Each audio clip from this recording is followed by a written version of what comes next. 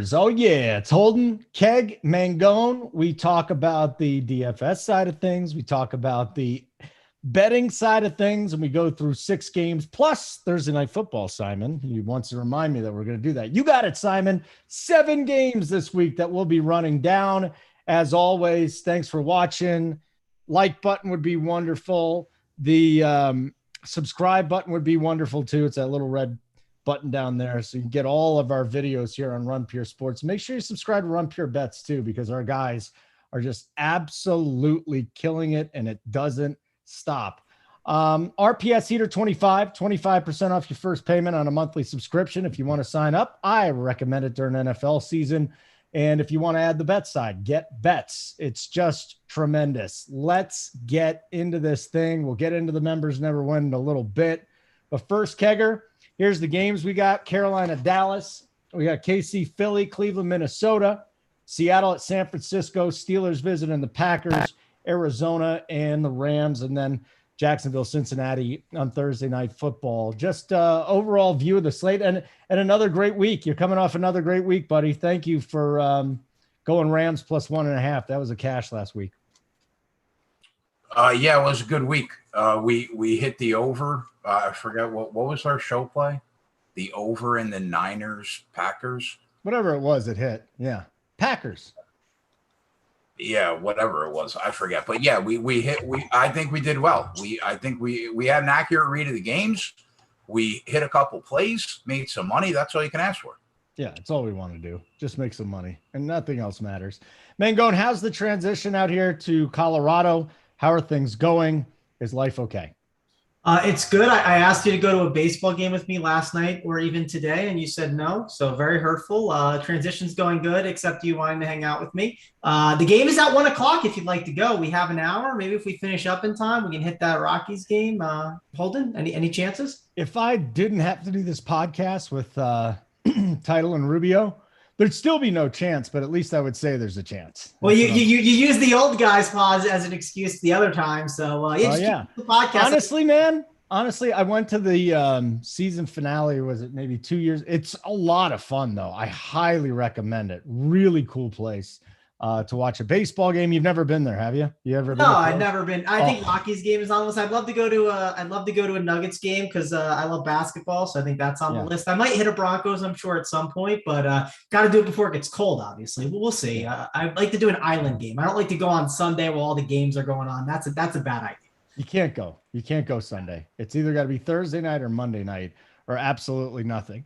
Did we drop the link in Discord? Let's get some people going on here. All right. I'll drop the link in Discord. While I'm dropping the link in Discord, I want to talk with my man Kegger over here. So I joined the live show chat on Sunday, and I go to take a friendly lunch victory lap on the guy and say, the Falcons beat the Lions, right? The Falcons won their game and the Lions lost theirs. And what does Jay do? Imagine victory lapping the Lions losing that game. Jay, it doesn't matter. It's still a loss. Lunch is on you right now. I'm ahead of you with 1 win, Jay. Yeah, lunch is on me right now. Yeah. You know what made it worse? Is that me and JJ were on the Giants. I mean, how do they not beat the Falcons in that spot? That's just brutal, man. Brutal. And that game was over, too, if he catches that interception in the end zone. It's terrible. Terrible. But it was bad. And I will say, Jay, I was actually on the Lions side. I in my pools, I had 8.5 plus 8.5 on the Lions. So I was excited with you. But at that point, when the field goal was up, I was actually cheering for the Lions. Right. I was cheering. That's right. It took the Tucker NFL record field goal for them. That's right. Yes. And so I was actually cheering for the Lions. I was torn because, I love Justin Tucker. Huge fan of him. He's one of the best kickers of all time. And I wanted to see him hit it, but also I'm in some survivor pools too. And I was like, man, the Lions kicking out the Ravens could kick out a good percentage of people. And I already was sitting on the Panthers. I took them Thursday night. And I was like, this is great, Jay. You know what's going to happen? We're going to kick them out, and then we're going to hope the Jets can somehow beat the Broncos at 40% because 40% of the field is on them. I was rooting on shitty Zach Wilson. I knew the Jets were not going to win, but I was still hoping they could at least pull it off, but there was zero chance. Just no rebuttal from Keg. All right, so right now I owe you lunch. Okay. All right, Keg. Thanks for sabotaging the show, Mangone. Really appreciate that. Let me try and get this back on track now. We'll get into the games in just a second, but let's read our members never win, because members always win. But somebody says your members never win, but they actually do. So in tennis, Rosa T, 23, won 10K. We had someone take down soccer yesterday. MLB, Hunter R and Tex Graves, a 25K hit, a 50K hit. So baseball still going on. And then in the NFL, Okie Horn, 3,200. Shawnee wins 10K. And that is just the DFS side, the bet side, absolutely mauling it right now. But let's get into our first game this week. We got the Panthers on 10 days rest. We've got the Cowboys on 6 days rest. So, Keg, I don't know if that factors into anything here. Right now, you can get the Panthers plus 4.5 at FanDuel. And then, I want to get your thoughts on the total, too, because the side, I don't know if I like the side as much as I like the total here at 50.5. Kegger, let's hear from you. Panthers, Cowboys. Yeah, one of the more surprising units on the field through 3 weeks, at least for me, is probably the Panthers defense. They've looked strong. Now, obviously, you can only play who is on the schedule, and thus far they've had Zach Wilson, Davis Mills, and Jameis Winston. So that certainly helps. But again, you can only play who's in front of you, and they've looked really, really good. Another surprising unit has been the offense. It's really frustrating as a New York Jets fan to see what Joe Brady and Matt Rule are doing with Sam Darnold through 3 weeks. It's translated to a 3-0 start, and they look solid. Now, the Cowboys, they looked solid on Monday night, and thus far it's basically been, I think, what we've expected from them this year. Maybe the defense is slightly better than we thought, but the offense is top 5, and it's basically been the status quo. I feel good about all our CeeDee Lamb props. He's crushing. Now, I think that after saying all that, the look-ahead line in this game last week was 3.5 in most spots, right? And I see 5s out there. And last night, I saw some 5.5, so we're starting to see a little buyback right now. At 5, that seems like an overreaction. I'm not entirely sure what happened this week to dictate a 1.5-point line move. Unless there are injuries that I really don't know about on this Panthers team. If not, I think I have to lean taking the points based on where that line was on the 24th of September. So I guess I'll lean the Panthers plus the points there. If we extrapolate that thought process out, if you're going to lean with the points, I think you almost have to lean with the under 50.5 in the game. So I'll lean under 50.5 here. I think if the Panthers defense severely slows down the Cowboys offense on Sunday, then I think this Panthers D is much better than we anticipated it was going to be, because right now we don't know. But I'll lean the under, and I'll lean taking the points. Yeah, I'm on the under with you, is what I'm thinking. The total is just really interesting. Again, Dallas on a short week, Panthers on a longer week. And Dallas actually has not been bad against the run this year, which is a little bit surprising. And they got Chuba Hubbard instead of Christian McCaffrey that they'll be facing this week. Mangone, let's look at this from a DFS perspective here with Dallas and Carolina. Listen, Robbie Anderson, I know you love him. He's the number 2 option. He just has not been getting the targets. DJ Moore has been sucking up everything on the Dallas side. CeeDee Lamb. But I'd rather start with your thoughts on the running game for Dallas and whether Elliott or Pollard are really viable this week. Yeah, we can definitely talk about the running game. Before we do that, I do want to just say, if anyone does see my good friend Robbie Anderson, please let me know. He has just been disappeared. It was very, very hurtful because I had his overs. I thought Robbie would be a great play last week, and man, he was just wide open. It's clearly Darnold just locking in on DJ Moore, but we should talk about these run games because I think this is the center of this game. I think this is like the key point in DFS to talk about. The Cowboys, they're running Zeke Elliott, they're running Tony Pollard, and they're running them together at times. They're also splitting them up, but The Cowboys, it seems like their approach, and it seems like the correct approach too. It seems like they're okay with being a run-heavy team right now as long as they are leading, right? Or they're in the game. If they are down, though, they are going to pass. If they are against a team that you definitely are losing against, like let's say they're like the Bucs is a great example. But if they're playing a team like the Chiefs and you know that they're losing, they're going to pass at a ridiculous rate. But if not, they're okay just controlling the game and just kind of pounding the rock between Pollard and Zeke and switching them out because they're both going to have fresh legs. And I think they're okay doing that. And if you think the game script is going to be the Cowboys are leading, you need to consider Ezekiel Elliott even at his price. Even though I'm not a huge Zeke guy and I think he's dusty, you got to consider him. You got to consider Tony Pollard. The only issue with those two guys is my fear, and I did this the other day, and I heard Big T say it on one show, and it's something that I kind of talked about a lot last year. I want to play situations that I know are going to be predictable, right? And that's not easy. But if a scenario happens, right? If a team is losing, let's say the Arizona Cardinals are losing all game long, what's going to happen? Kyler Murray and DeAndre Hopkins are probably going to go for a crap load of points. If the Vikings are losing, what's going to happen? Kirk Cousins is going to throw to Jefferson and Thielen. The problem I have with the Cowboys is they could be losing this game. And if they are leading, I have to guess which one it is. Is it Tony Pollard? Is it Ezekiel Elliott? Same with the Browns. I have to guess. Is it Kareem Hunt? Is it Nick Chubb? I just don't know if I want to do that as much in DFS. I think Ezekiel Elliott's fine, but I'm not excited about those guys. I do think on the Cowboys side of the ball, there's just such a condensed amount of targets. If you see like 25% of the targets are going in Lamb and 25% are going to Cooper, I think those guys are in play at their price tags because their price tags are just too cheap. 6,700 and 6K are really cheap price tags for them right now with no Michael Gallup being there. So I like those two options. On the Panther side of the ball, they priced up Chubba Hubbard a little bit, but I think Hubbard is still in play. The only issue I have with Hubbard is what do I do with him compared to some of these other 6K running backs? I think the big talking point for me looking at salaries this week is 6K running backs. There's a ton of them in that range that I have a lot of interest in. And we haven't even got to the point of when the Titans go and play the Jets. And if there's no AJ Brown and there's no Julio Jones, what's going to happen? Derrick Henry's going to be a running back that we look to play this week. So overall, I know I've gone a little all over the place, but I'm kind of setting the groundwork for how the DFS slate is going to look like. I really like a lot of these mid-tier guys. And on the Cowboys, I really like going to Mari Cooper and going over to like CeeDee Lamb as my two favorite options probably in this game. I mean, Cooper's a little bit worrisome. Obviously a GPP play. You're not playing him in cash, right?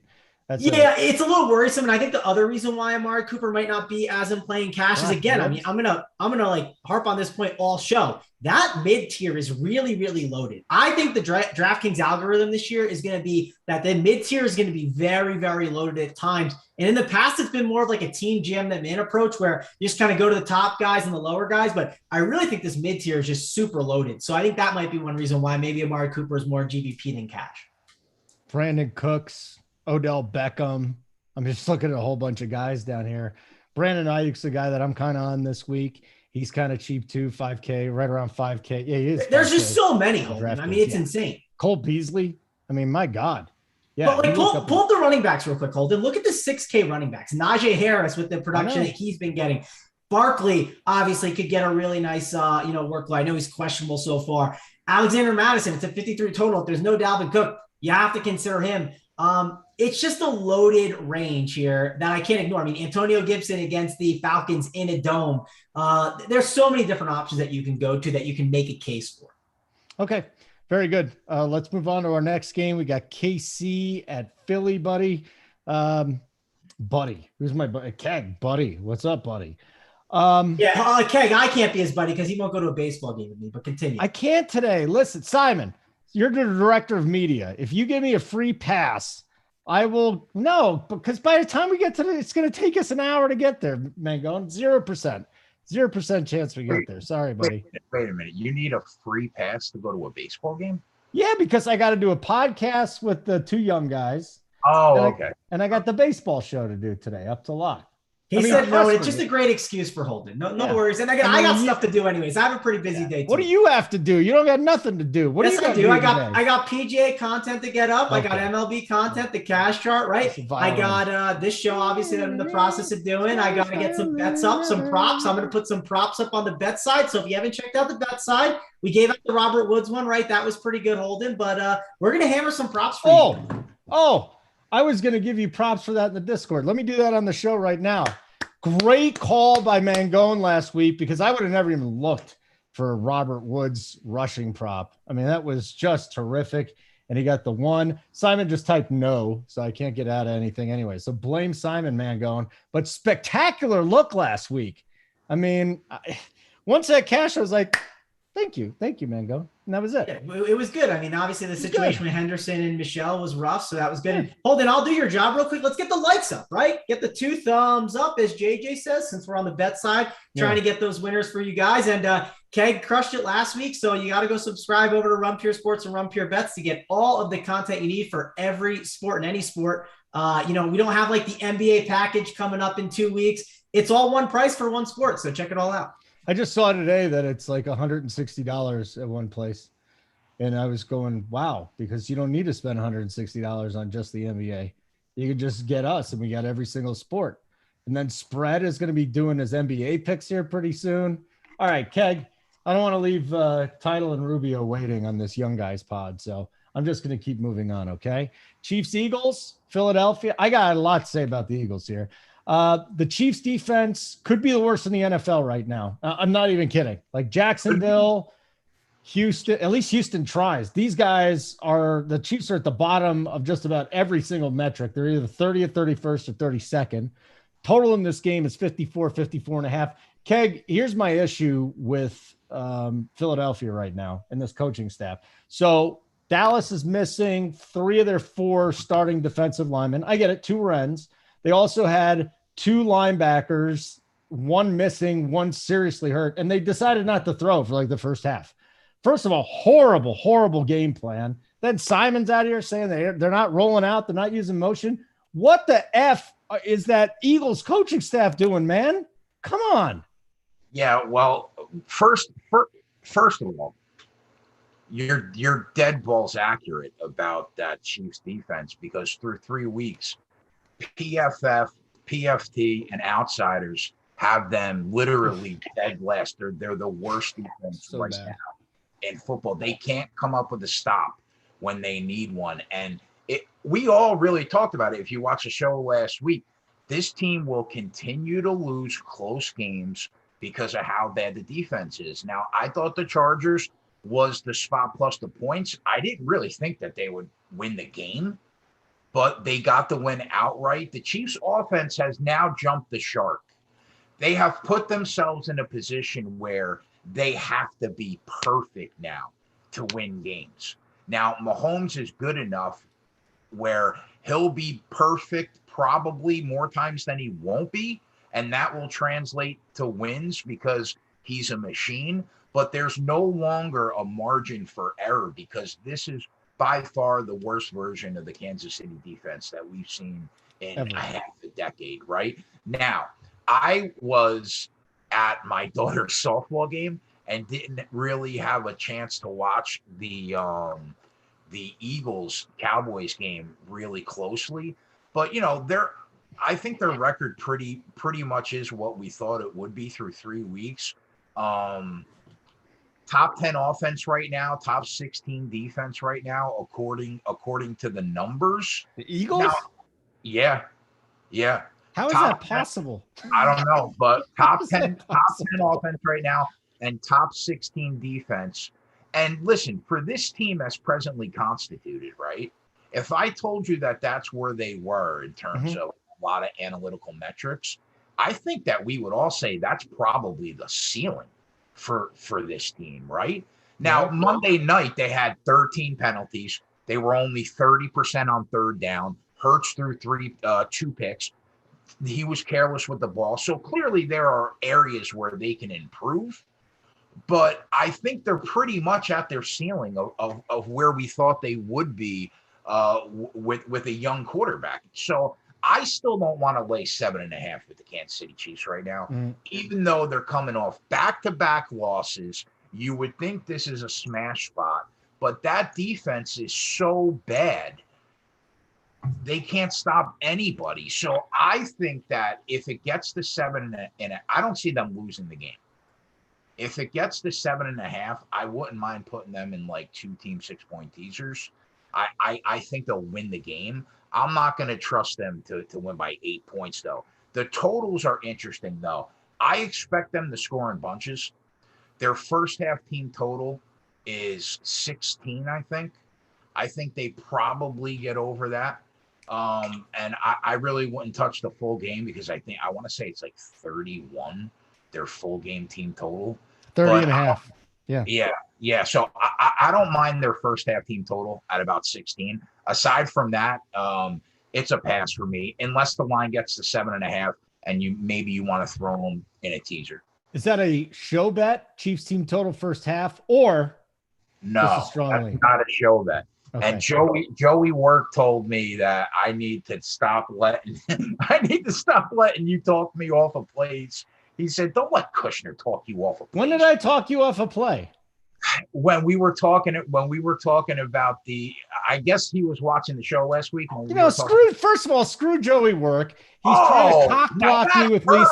Yeah, he cock blocks me all the time. I mean, I'm pretty much fed up with him. If the guy didn't make us money, I'd be done with him. There you go, Keg. And you know what? Joey Work didn't watch last week because when I jumped on the live show and I made fun of the lunch bet, Joey Work knew nothing about the lunch bet. So you didn't watch last week, Joey Work. Let's put it on the table, Holden. He's not a loyal listener. 2 thumbs down. He's in the chat right now. Yeah, good. Yeah, good. that's because last week he didn't listen. Now he wanted to come back. That's why. Yeah, of course. And no, you can't come on this show, Joey Work. This is for football winners, not baseball winners. Now, who talked you off for that, Keg? Because I don't think it happened. I don't believe him. We were talking about the 49ers-Packers game. Yeah. And you guys brought up a couple valid points, even though I still liked it and I still bet the over and we got it home, but we ended up switching it to the Bucks-Rams over. And thank God we got that home. We got that one too. Yeah, we got that one home too. But man, that could have been bad. Maybe we were just making a good show and wanted to give out 2 bets and you didn't know. Hey, you know what? Maybe you're right, man. Maybe you're right. We didn't talk you off. When people talk Packers, when people talk Packers to me and like I don't feel like I have a good read on the situation, I just kind of stay away. So that's what I do with my team. I'm not the one to be like I'm an expert on the team. I'm the one to be like I don't want to be biased. Let me just take a step back sometimes. Yeah, Joey's listen. Not a show play. Joey's going to put a run on in baseball in the postseason. He's going to call it Worktober. I'm going to call it Joey Cockblockertober because that's what it is, Joey Work. Get out of here already. And I know the backstory behind the Joey Work cockblock. I mean, all he does is slide in with Lisa Ann. And he starts talking trash, but then she backs me up. She's like, he's a loser. So I'm happy with that. Got it. Anything else you want me to say? No, that's it. I just wanted to know what that meant. RPS Heater 25 is our code for 25% off your first month's payment. But the DFS side is awesome. The bet side is awesome too. Even Joey Work with baseball. Kegger, how do they get the bet side? Yeah, especially Joey Work with baseball. He's been killing it. As much as we just kill each other, it's every morning I wake up and there's more money in my account. He's been ridiculous whole season. He's a machine. He's up 15 units in the month of September, all from baseball. Yep. We're rolling into the postseason. Use the promo code BETS25 off. Get you 25% off your first week or month. It's either 15 a week, 60 a month. And you get every sport from every capper, plus 30 hours of live betting content, all the boys doing videos. It's a no-brainer. And the website is currently up 29 units in the month of September. It's pretty good. That's all I'll say. We got Cleveland and Minnesota as our next game. Mangone, by the way, did you even talk about the DFS stuff in KC Philly? No, I can do it quick though. I know you don't believe that, but I can hold them. I'll be quick with it. I think Travis Kelce better DK or FanDuel play than DK play. I think Tyreek Hill is fine, but not someone I'm like going to rush the play. Clyde Edwards-Helaire, he was good playing last week. He's this week, and if Chief stack is always in play, right? As our boy Draft Cheat says, always Mahomes. And the Eagles side, it's just too muddy when it comes to the running backs. The receivers, I think Smith and Rager could be fine GVP plays if he wanted to, but I don't love this game. I think there's better games on this slate. I think Jalen Hurts at quarterback is a fine cash option because of his rushing upside. He'll be losing all the time, but I do worry about this game a little bit. I just think there's better ones on the slate. That's all. Okay. Well, let's get you on Cleveland, Minnesota then. We don't know about Dalvin Cook. He still said, it's up in the air. He's going to try to go. So Madison filled in beautifully last week. And if Madison is out there, are we just going back to him, Mangone? The rest of this game, Nick Chubb could be set up for a big game. Thielen scores a lot of TDs. Jefferson woke up this past week. OBJ, why don't you start with Beckham Jr.?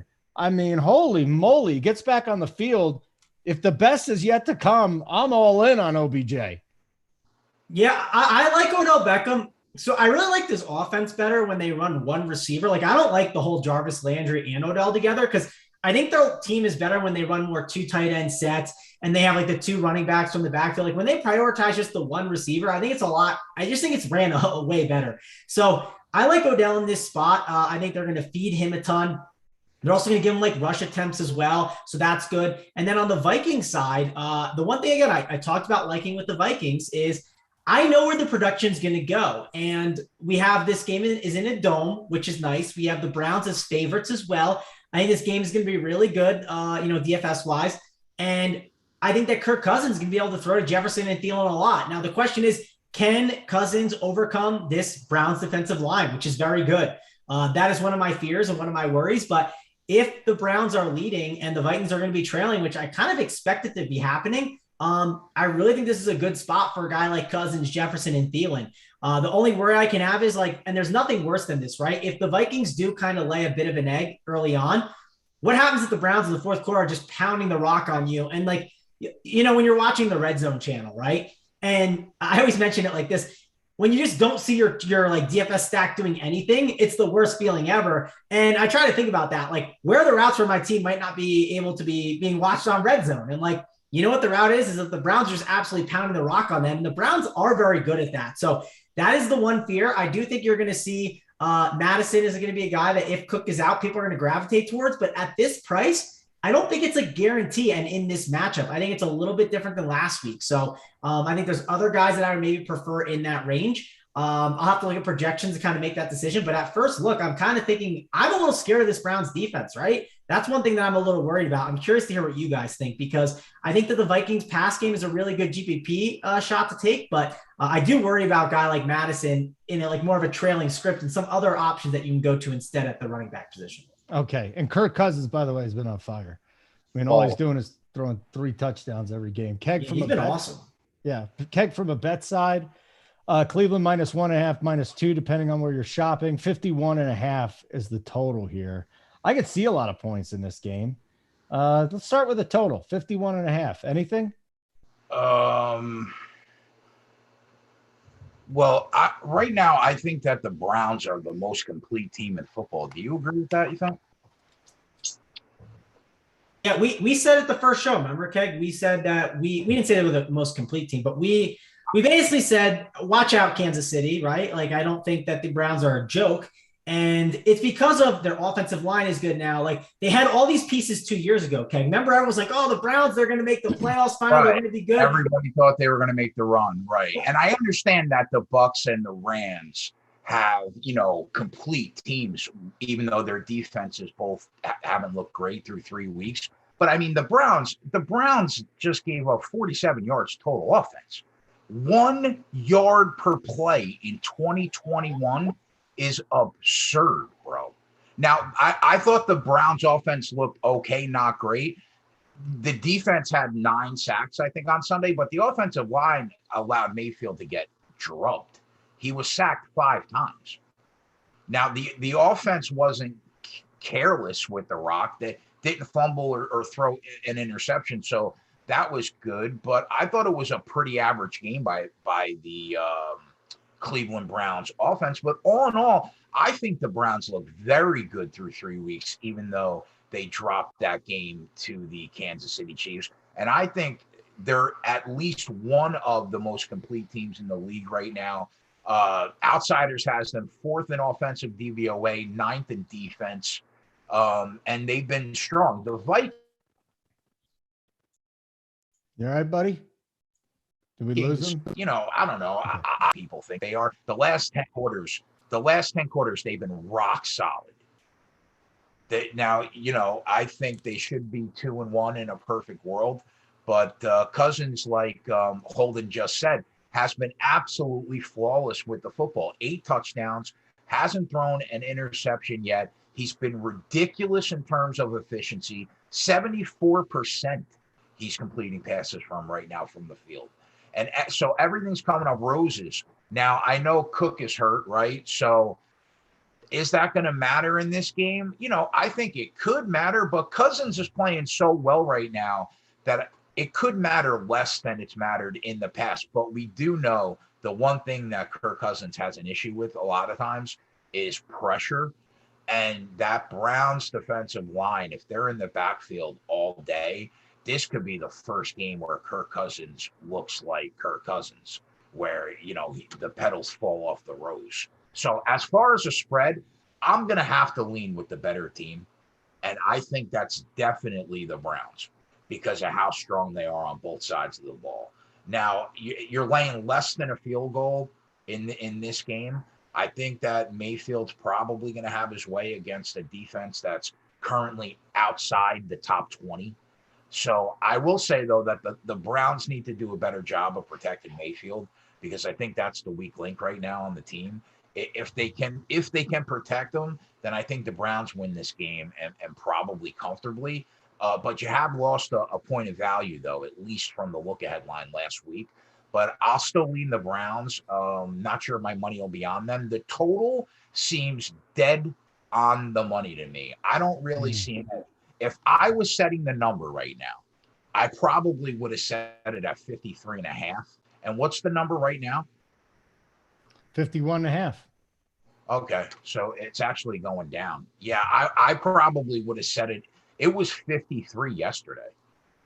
So that's low. It's going down. So I think the total should have been around 53.5. So I don't really see that much of an edge there. So that's going to be a pass for me. But I'll lean the Browns. Just looking at Cousins, you go back to last 9 games at home, he's averaging almost 3 touchdown passes a game. He's got 25 in 9 games? Wow. He has performed well at home, but this is going to be a different test for him this week. No doubt about it. We got the Seahawks at the Niners. Then going in DFS, to me, this is an interesting game. Just to throw out the total here, 51.5, 52.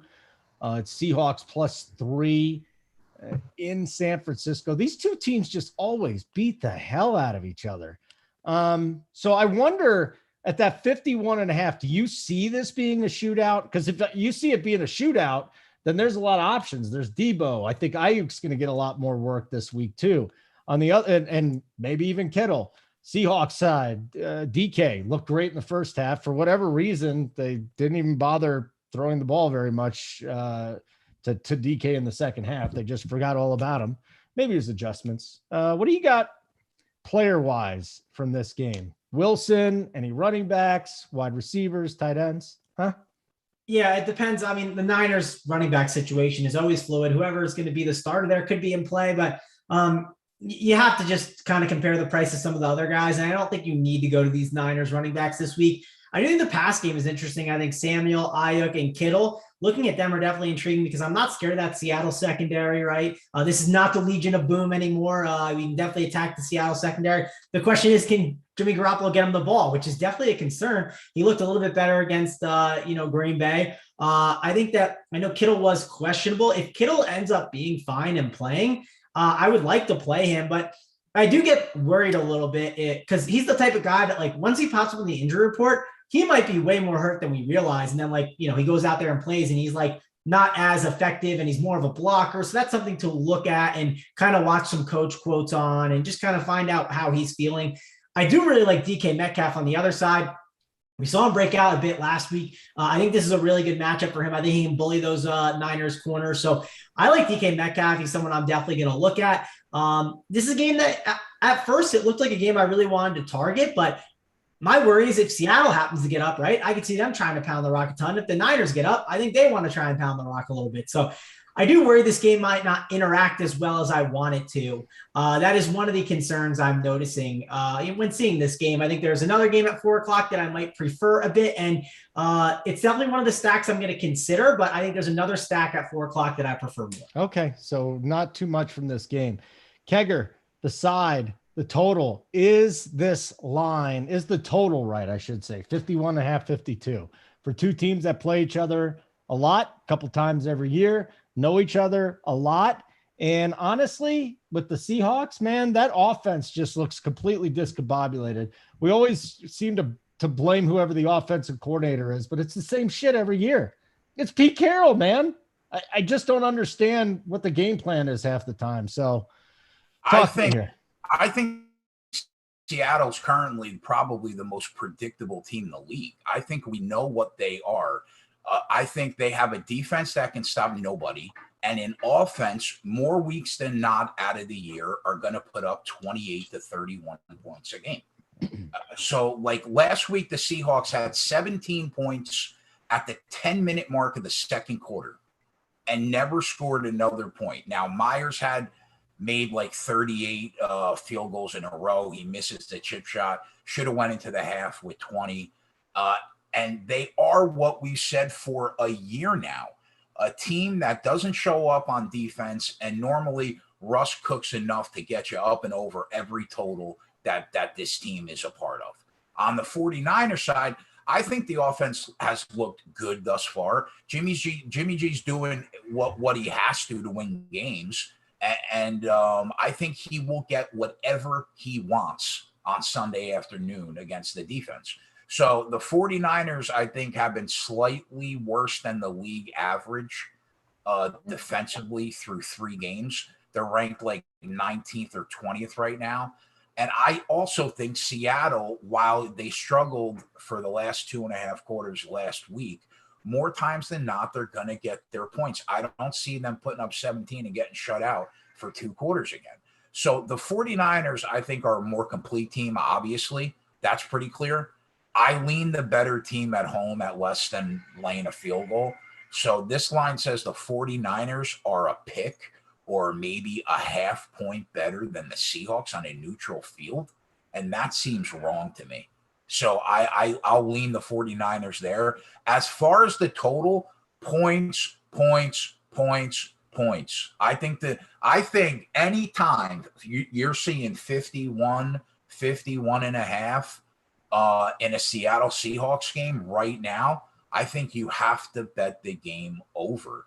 I think that this division specifically in the NFL right now is the only division that I don't care about pounding overs in division games. Normally, they tend to be lower scoring. I just think that the level of these offenses right now in this division are just going to make for games to fly over the total. So I think it's low. It's already on the spreadsheet at 51. It's already on the spreadsheet at 51. Over. Yep. I got to go look at the spreadsheet. I looked at the spreadsheet this morning. I didn't see it. Did you just add it or no? No, yesterday. All right. Very good. That's all right. If that's an official play, then you better sign up for Run Pure Bets because there's a lot of official plays that are out here. And I got to go bang that right now. So one more time, my friend. We are looking at this and going over in the Seahawks 49ers game. Minus 120 is what I see it at. 51 and a half, no good? Yeah, I mean, I don't mind that. It was 52 and a half in some spots in yesterday morning.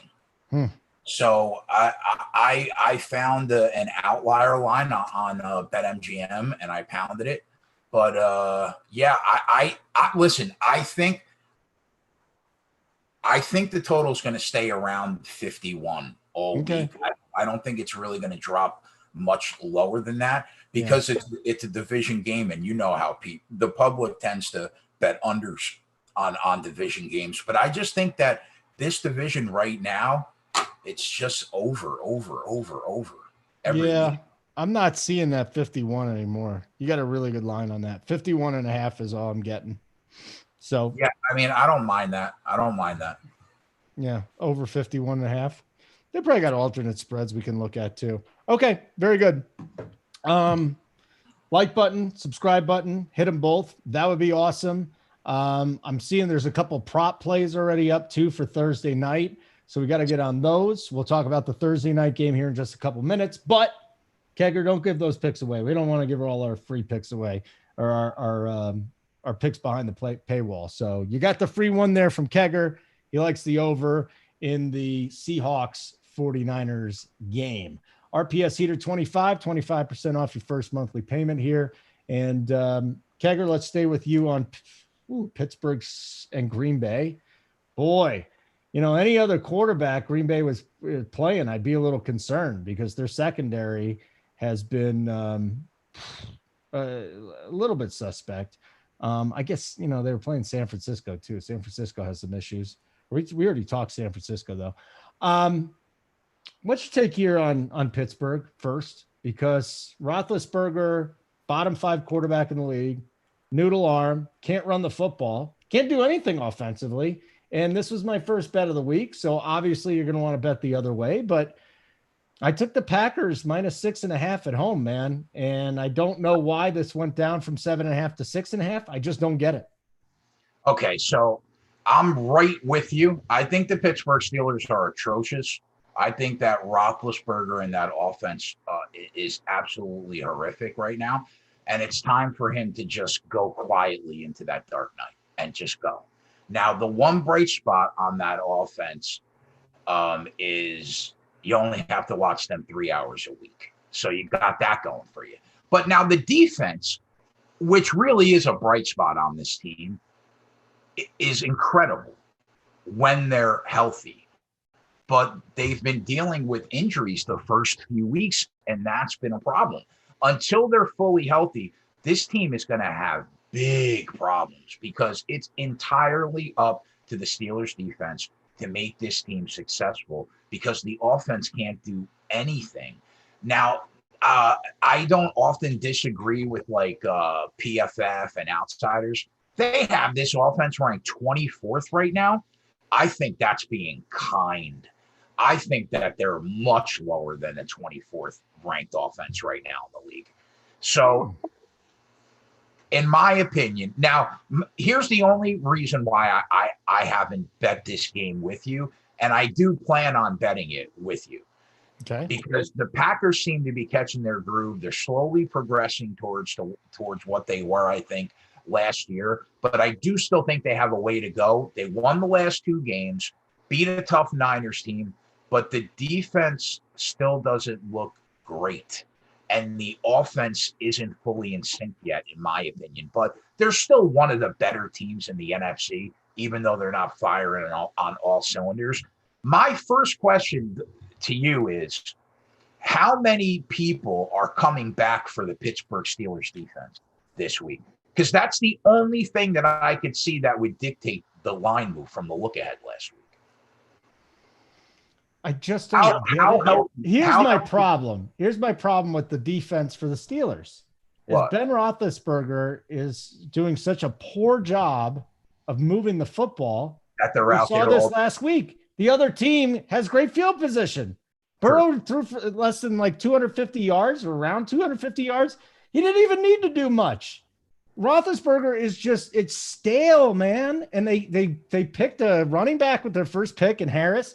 They can't block for him. They can't run the ball. They got a noodle arm quarterback. That puts the defense at a major disadvantage, Keg. I know they're talented, but it's a major disadvantage. I agree. That the only reason why I have not bet the Packers, I was talking to Tyler about it last night because he's a big Steelers fan. So I wanted to see where they were with injury wise. It feels like a 28-14, 31-17 type game to me. Aaron Rodgers is different at Lambeau, and there is no way that Pittsburgh offense is going to roll in there and hang with the points that Rodgers is going to put up. So I agree with you. I think that the Packers -6.5 is the play. The only thing I was worried about was, is Hayden and Bush and Watt. If they're all back, I like it less. but I still think that they're a touchdown better right now than the Pittsburgh Steelers at home. So I will probably bet that this week. I'll probably be on that with you. Yeah. -6.5. I found your 51 too. Just get the alternate spread -120 on BetMGM. So as far as the total, yeah, I think the total's perfect because if it falls at like 28-14, you're under that number. If it falls 31-17, you're over that number. And I kind of think that's the range that we're playing in that game. So I think the total's perfect. It's total pass. Okay. Hey, what's up, Mangone? Long time no see, pal. Devontae Adams, lock button, especially in cash. Just asking questions here. Aaron Jones, Rodgers. What do you think of the Green Bay offense against Pittsburgh? And can you find, I mean, if Deontay Johnson is back, is he the only guy from Pittsburgh we can play just because we know he's getting a dozen targets? Yeah, good news. We moved up from being maybe Holden's buddy to pal, so we're making progress on this show. Did I call you a pal? You just called me pal. So all right, buddy, pal. Let's talk about this game though. I will say, as a Packers fan, I don't know what to do with this game. I've heard some sharp people talk about the 6.5, like you guys are all talking about. Mm-hmm. But I will say the Packers have never been good against the run, and the Steelers basically all they do is make run plays through the pass. So that is the one fear I have. I do agree with everything that Keg said about the defense. I want to know if those guys are back. I think that is one of the key things with betting this game. Najee Harris, though, DFS wise, what is his receptions, right? Are these real? Are they fake? Like, do we expect this to happen? I mean, 19 targets is clearly an outlier, right? But I don't know. He had 5 the game before and then 3 the other game. There was no Deontay Johnson, so that probably played a factor. But if that targets number is 8, I mean, his price is just too cheap. And that's being, kind, right? What if it's double digits? You're just locking him in at this price every single week because that's just a excellent number at that price tag, 6.8K. You cannot ignore Najee Harris. He's definitely in play. And one thing too is, sure, Najee Harris and the Steelers offensive line is not that good, but again, I'm not scared of the Packers defense. They can give up rush attempts and, you can just crank out yards against them. So I do think that Najee Harris is in play. I think that Chase Claypool, Juju, all these receivers are in play. And the reason why they're in play is PPR and mainly on DraftKings. And Deontay Johnson's injury news is what's key. Now, here's the other thing to talk about. Devontae Adams, 7.9K on DK. FanDuel is 8.2K. Cooper Kupp on FanDuel, he's 8.6K. Like, what world do we live in that Cooper Kupp is a higher price tag than Devontae Adams? So I believe on FanDuel, Devontae Adams will be the guy that you go to over Cooper Kupp, even though I still love Cooper Kupp this week. And then one last talking point I want to mention. What do you guys think of Aaron Jones? Because I was talking with my buddy about it, and I think he's brought up some really good points. There's no Jamal Williams there. And Jamal Williams is basically was stealing all the PPR stuff. And now you can see it where A.J. Dillon is not going to be as involved in the PPR game and getting those receptions. And now Aaron Jones might have way more upside than he had in the past. What do you think of that, Holden? Because I think he has a way better role than he had last year. I do think later in the year, you're going to see A.J. Dillon get leaned on when it gets a little colder so they can save Aaron Jones for the playoffs. But right now, I think Aaron Jones is still a good buy for his ceiling and the upside that he has. 23 touches against Detroit. Another 21 touches last week against San Francisco. Take the New Orleans game out of it. That's going to skew his stats. Just, don't worry about it. He's probably going to be closer to the 20 DK mark than that 41.5 that he had against Detroit. But for me, I mean, he's obviously a tournament option, right? Especially at his price, 7.7 on DK and 7.4 on FanDuel. Yeah. So, and Holden, if you tell me that there's no Deontay Johnson this week, here's a great leverage opportunity in tournaments. People are going to play Devontae Adams, correct? They're all going to look to play Devontae Adams. Play Aaron Jones for leverage, right? And then over on the Steelers side, if Najee Harris is going to get ownership, play a Chase Claypool or a Juju, and you're leveraging that. And then on top of that, if you're just going to fade that top end receiver range, go to like Robert Woods instead of Cooper Kupp, right? You're just getting like all these different leverage points with really good plays in the mid-tier, like I talked about. and then build some chalk around it. And your team is a really good team. And you're not playing these like crazy plays. You're not going way off the board with something that's like totally crazy. So I think those are really sharp ways to kind of attack tournaments. And again, you're doing like a skinny stack, right? With the Packers and Steelers game, and Aaron Jones with like a Juju or a Claypool. I think it's a really, really sharp move. You don't full on game stack it up. You put another stack around it. Maybe the Rams game, like we talked about. Maybe you go with Robert Woods. You go with like Kyler Murray and some of those other guys on the Cardinals that we'll probably discuss. I don't know if that's on the schedule to discuss here, Holden, but I do think that Cardinals game is a really good one. Okay, very good. We have what? Arizona and the Rams, and then Thursday Night Football is what we got. Mango, do my job for me. Tell people how they can sign up and why they should sign up. Yeah, they can sign up over at rumpuresports.com, right? You sign up now. You can use the code GETBETS to get the bet side for free for a month, and you also get the DFS side, and you get every sport, right? So hear me out, Holden. We got everything going on. We got MMA on the weekends. We got college football. We got NBA showing up, right? That's going to be in a couple of weeks. And we just had a EuroLeague channel created. So if you really want to grind out some basketball, there's some EuroLeague DFS to play. I mean, we have League of Legends. We have tennis. I know tennis, Susie had like a 10K winner the other day, I think. Listen, there is so much content over here at Run Pure Sports. So getting on that. And on the bet side, we got all the sports that we're doing content for. And go sign up on the Run Pure Bets YouTube channel. Hit the subscribe button to get all the free content. I mean, we got everything and we got all the sports. If you're a sports fan, Run Pure Sports and Run Pure Bets, it's the place to be. It's $80 a month, $60 a month for the bet side. But like I said, use Get Bets, you get it for free for a month. Okay, let's move on here as we continue with the Rams hosting Arizona. Listen, I love the Rams coming in. I still love the Rams. I think when they're at home, it's going to be a scoring fiesta.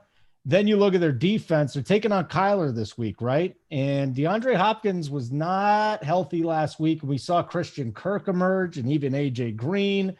Rondale Moore kind of took a back seat, which got me a little bit frustrated. But I think the interesting thing here, Kegger, is this defense for the Rams. And I think we talked about it last week and why we kind of lean toward the Rams. You pressure Tom Brady, and Tom Brady turns into a different quarterback. Really, you do that to any quarterback and they turn into different quarterbacks. Can they do that against Kyler Murray is the question. I mean, they took Brady down. They had 3 sacks, 5 quarterback hits. They stopped Brady's 30-point streak at like 9.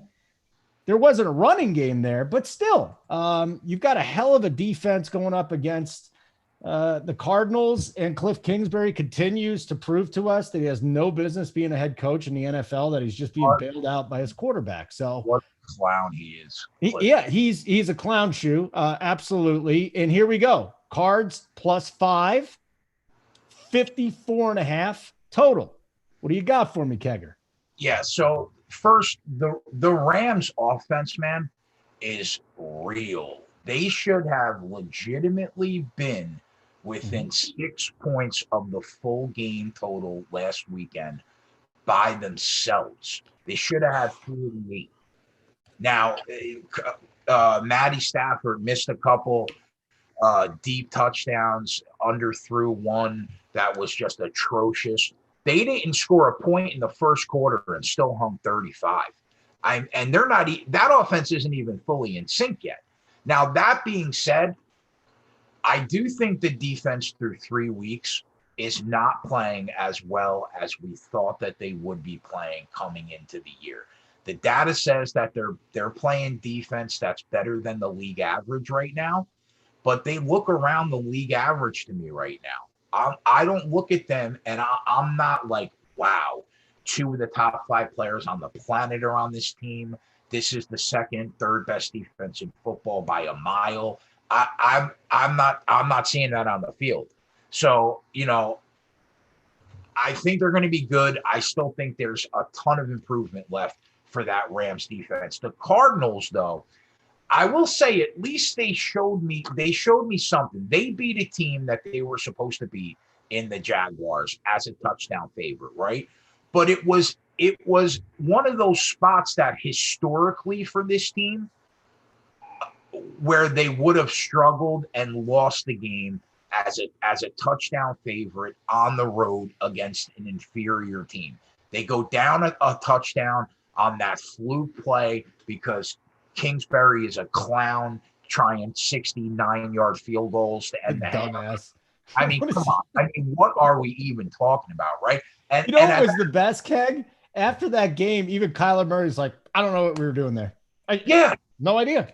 Dude, if I know that's the wrong move from my office in New Jersey, I mean, come on, bro. So they go down the fluke play, right? And then you start to think, here we go. They're down a touchdown at the half to the Jags, right? Same old Cardinals that drop a game like this on the road, but they were able to rally the troops, came out of the locker room at the half. They end up getting the job done.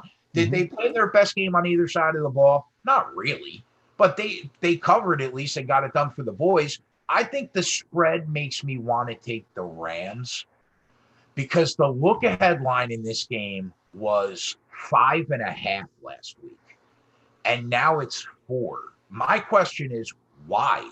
Did the Rams didn't sustain any earth-shattering injuries, right, that I don't know about? The line doesn't – what happened – last weekend that dictates a 1.5-point line move towards the Arizona Cardinals.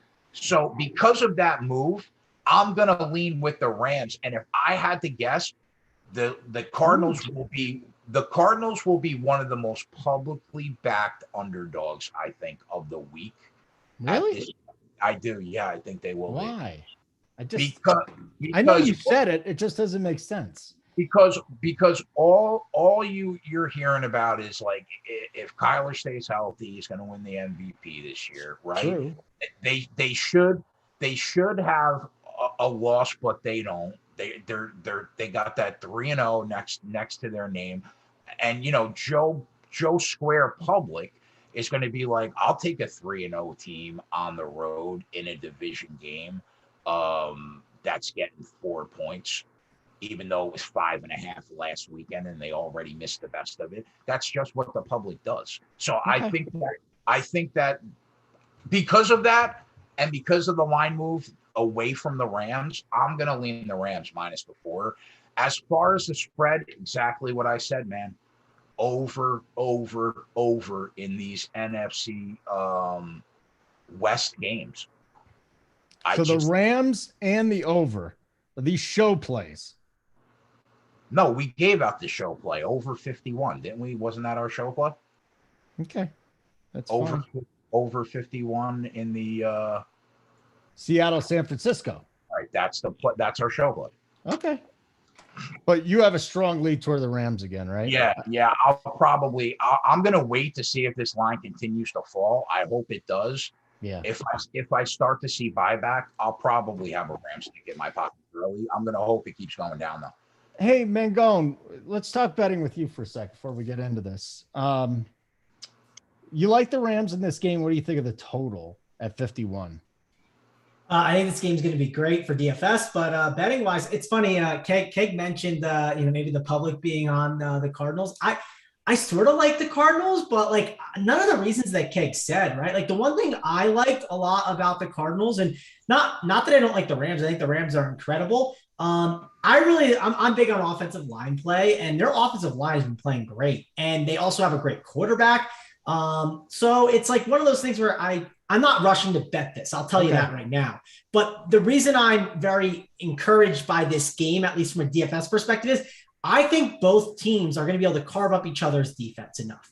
I'm not super bullish on, DeAndre Hopkins' health. I think DeAndre Hopkins is going to deal with Jalen Ramsey too, which is fine. They're just going to cancel each other out. It's not going to be a big deal. And the thing I like about that is I can target Kyler with like a Chase Edmonds in his stack, who I think they're going to be trailing a lot of the game because I think that the Rams are going to be able to take care of business. And I think the Cardinals are going to be trailing, but they're going to be able to get the job done, I think, against that Rams defense. So I love pairing up like a Kyler Murray with a Chase Edmonds at only 5.5K, where if you see the Cardinals leading, James Conner is in the more. When they're trailing, Chase Edmonds is in there, and he's going to get a really nice workload. And it was encouraging, too, to see Chase Edmonds get those goal line carries as well. So really like stacking those two up with a Christian Kirk and then running it back with like a Robert Woods. Not that I don't like Cooper Kupp. If I had the salary, I'll go all the way up to Cooper Kupp. But Robert Woods' price is cheap, and I do think it's a good opportunity to buy on him a little bit. Love both those receivers, though, and even love a Higbee ran back, too. There's a lot of ways that you can go with this game. And let's talk about this. The Rams, if they're smart, they should be smart with Deshaun Jackson, because I think he could be a really good weapon down the stretch in the postseason for them, because he's been absolutely awesome. He looked great, I think, the other day watching him play. And he's someone that can get banged up, but we talked about these Rams. We're definitely big buyers on them. I think this is going to be a really fun game, and I lean the over at the 54.5. It feels like a crazy number, but again, it's in not St. Louis, it's in Los Angeles, right? And that's a nice little dome. It's a nice track to play on, and I buy on offensive line. Offensive line play is super key for me, and when the offensive lines are both great, you're going to see a lot of points put up because you're going to see clean pockets. You're going to see plays that extend longer where you get those big 25-yard plays or 40-yard plays where quarterbacks scramble and just find the open guy when the play gets broken. Yeah, I mean, think about this, the total in the Tampa Bay game was 55. And I would argue that the Cardinals defense is worse than Tampa's. Don't you think? Yeah. I mean, the only thing about the Tampa defense that's key is there's a clear funnel, right? Where because you can pass so much on the Bucs, there's less clock getting ran out because you pass so much and you don't run the ball. That way, there's no clock killing going on. There's a lot more incomplete passes or 15-yard plays. Or I think that's the key with why that may have went over for sure. That's something that I look at with those Bucs games of why they go over. My last question about this game would be this. If you guys think that the front four of the Rams are going to be in the backfield and sending Murray all over the place, you think his rushing yards prop is a look this week? That it will probably be, if I had to guess, somewhere around 39, if I had to guess. Kyler? Yeah, I could check. Let me see what it is. Okay. I'm assuming it's I think we said 42.5 the other time. I'm assuming the aggregate's probably going down a little bit because of the past production. I could pull up against the Rams the last last year. Let's see what he did. I have it right here. Again, it's funny. The first game he only had, it was first game, or actually it was the last game of the season. So I don't know if I count that too much. 35 and a half is the number. Wow. Wow, that seems low. 35.5 definitely seems pretty good. He has been held pretty well against the Rams. I mean, 5 attempts for 15 yards, 2 for 3. Those were one in November and one in, on the 3rd. I don't remember if that game was that could be an outlier game because it was in January. I don't know what the situation was. And then he rushed for 2 attempts for 0 yards in his first game ever as a rookie. I mean, it's tough. And then 4 attempts for 20. Obviously, he's not the same Kyler, but this is definitely a different team too. Yeah. Just also remember there was no points in the first quarter of that Rams-Bucs game. Like they did all their damage. Maybe the first 18 minutes there was basically nothing, and then everything just went bananas. So yeah, I like that over. Also, playing a team like Brady, right? I feel like whenever you play teams that Brady's on, they give you a real challenge, and feel like that can be like a real dogfight where you might get a little more lax the week before. Again, these are people; they're not just robots. And hey, when you got kind of in a dogfight with a team like the Bucs, you might sleep on the Cardinals a little bit. No way. That defense is licking their chops trying to get Kyler Murray's head knocked off. But yeah. I get what you're saying, Mango. I get it. When you go out and play Brady, right? You're a little more focused on that. You're feeling yourself a little this week. I'm not saying for sure. I'm not saying that you go and pound the over right now. It's certainly something that could happen. It is an easy spot to just be like, let me tell you why not this week. Because they're both 3-0 in a division game. I mean, this is going to be huge. They both want this game bad. Okay. Yeah, I like the over more than betting a side. I don't think I'm going to rush to bet the side. I like the over way more. I agree. I like you hitting it, Mangone? Yeah, I was thinking of putting it on the sheet. I haven't bet it yet. I'm on this. Obviously, when you're on the Zoom, you can't be on those books, so I'd have to do it on my phone. But after the show, I'm gonna look at it a little more and then price shop, and maybe I'll put it on there. What number do you want? 55, 54 and a half, obviously. Obviously, I want the lowest number I can, so I'm gonna shop around. But it's always good to see if you can find a better number. I want the lowest number I can. Yeah, no shit, Sherlock. Well, that's why I'm going to shop. I'm going to open up the 8 different books and try. You'll find it at 54 and a half. I think it actually goes up to 55 and a half. Personally, I think this thing's just going to go through the roof. 2 things. We taped the Wishbone podcast last night. Me, G Risen, JT Hayes. I don't remember the other guy. And it's a great show. All we do is poop on each other and then talk a little bit of football too. Oh, yeah. Uncle T. So the four of us. I'm a big Uncle T guy. Have I told you that? Yeah, you should change your mind. Totally overrated. And again, I'm a huge Uncle T fan, so no Uncle T slander on this show. I'm not. Listen, we have nothing nice to say to each other, so it's as simple as that. I got beef with everybody. Uncle T is a great guy, Holden. You should see some of the stuff he says to me. If he said things to you like he says to me, you would not think he was as great a guy. Uncle T rolls out the red carpet for me. I'll say this. Uncle T really does a good job. Good dude. We bust each other's balls, just like Joey, but Uncle T never even says anything nice. So that's what hurts my feelings. But Wishbone Pod is up. I forgot to hit send last night. So I had the email all up and Simon's like, hey dude, where's the pod? So it took a little while to get up there today. Wishbone Pod is up. Talking this week from DFS side, and JT Hayes went off on Son's days and daughter days. I mean, he just lost his shit last night, and I thought he was going to murder someone, to be perfectly honest with you. It's here on YouTube. It's on your podcast provider, Wishbone Pod. And then we're a little, Simon pointed this out. We're a little light on the likes. We're at 17.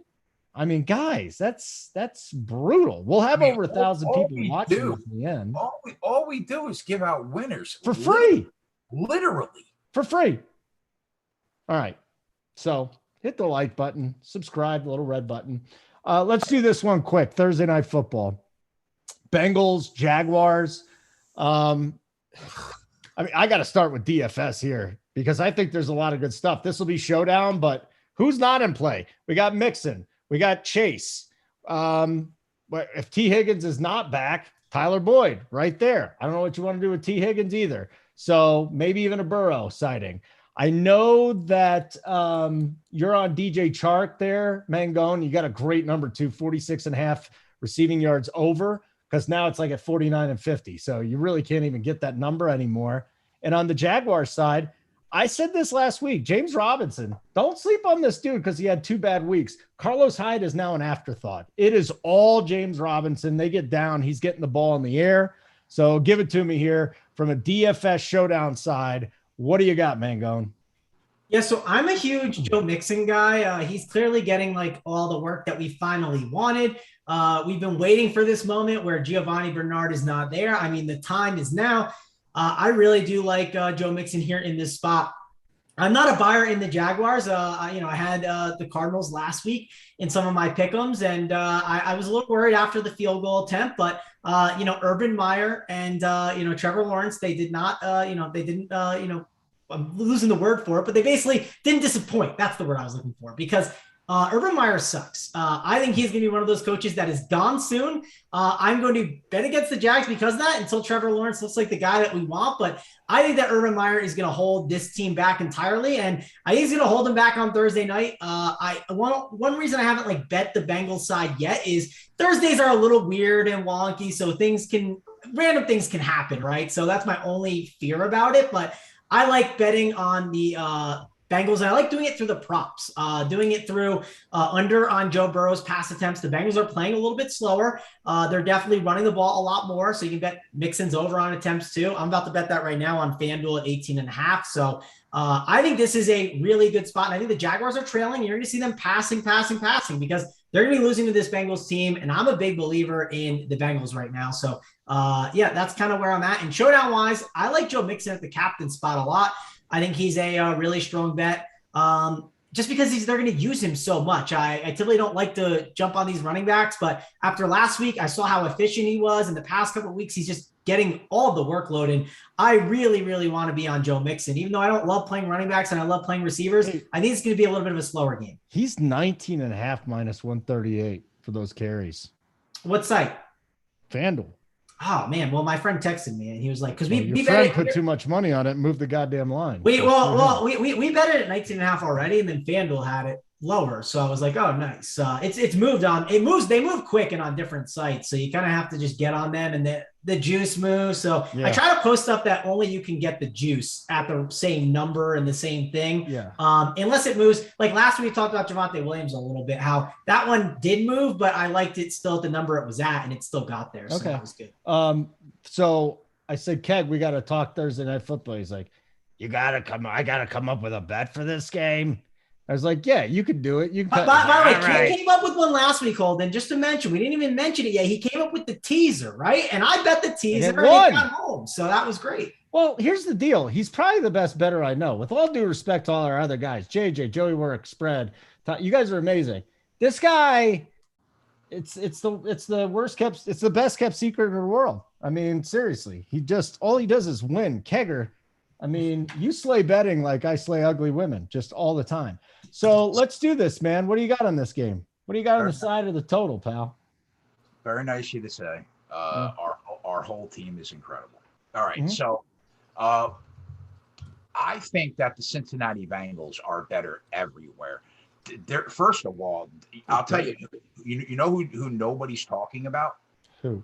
Cincinnati Bengals defense, who is currently like ranked in the top 5 on like PFF, FO, and PFD. I told you last week. I said it last week. They're good against the run. They stop the run, man. The Jags are in trouble. And they're just way more consistent on the offensive side of the ball. So I think that this game probably gets ugly. That being said, am I running to lay 7.5 with the Cincinnati Bengals? Not really. Now, I would while you sent me that message last night, I was talking to Tyler, and he was like, I absolutely love the Cincinnati Bengal team total over 26.5 in this game. It's not going on the spreadsheet. He just told me like he bet it personally and he loved it. And I guess I don't mind it. They have hit 27 this year. They have not gone over 27. All they have to do is hit 27. And I think that they're going to put up a lot of points, man. I think the Cincinnati Bengals, another Thursday night teasable side.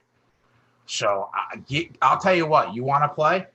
Cincinnati Bengals and I can't give out the Green Bay Packers because they're only 6.5. Yeah, you got to go over it. So here's the ones you can give, Keg. At least what I'm seeing here, you can probably give the Titans against the Jets. They're on the road. You can give the Saints against the Giants at home. They're 7.5. I don't think you could really tease the Bills because they're at 15.5. No, you can't do that. All right, yeah. So we'll go Titans and the Cincinnati. Or there's one more. You could do the Bucks on the road against the Patriots. They're -7. No, it's got to be 7.5. Yeah. All right, yeah. So we'll go Titans. I mean, I know we haven't talked about the New York Jets. They are abysmal. They are so bad. I think that Tennessee is just going to do whatever they want. Well, remember, though, Julio could be out and A.J. Brown is going to be out with that hamstring. Yeah, but we overrate receivers sometimes, I think. Yeah, I don't know. The big dog is just going to destroy them. You're right. So we're doing a little Cincinnati, Tennessee six-point teaser. Write it down. Let's go. Okay. There you go. Right now, Keg. We're tossing it in here. You know what? I'm showcase. Play some Keg. I'm betting it right now, too. How about that? All right. Where are you betting it at? What book? Well, I will only bet them at DK because it's the only place you could find -120 consistent teasers. That's good advice right there from Keg, too. Go look at the prices. Can you wait a minute so you don't move the line on me? My $100 is not going to be nearly as much as your bet. So cut me some slack, broski. You got it. Let's see here. Let me go look at this 6-point teaser. You're just doing 6, right? Yeah, that's all you ever. 121. I got to bet Rivers. I'll just hit it at 121. Big deal. Okay, cool. Bengals. Very interesting. I'm in. Okay. Very good, sir. I like it. Anything else? Anything else we need to get to? Just plug the site and all the other crap again? Yeah. No, I think we're good to go. I mean, Join the bet side. If you're not a member, I don't know what you're doing. All the team does is win. Joe, we got World Series and Major League Baseball playoffs coming up. 23 units in NASCAR. Me and Joey giving out winners in the UFC. Love it. 25 hours of live betting content for the NFL every week. College football. Basketball's around the corner. What are you doing? $60 a month. Use promo code BETS25 off.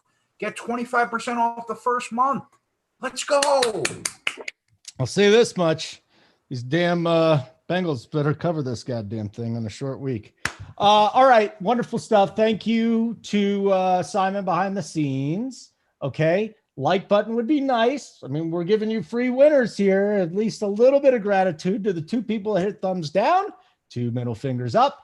And the last thing I would say to you is listen to the Wishbone podcast. It's really fun. It's a fun pod. I'm going to go take the Young Guys podcast now. Keg, always great to see you. Mangone, hello, my friend, pal. And Simon, get us the hell out of here.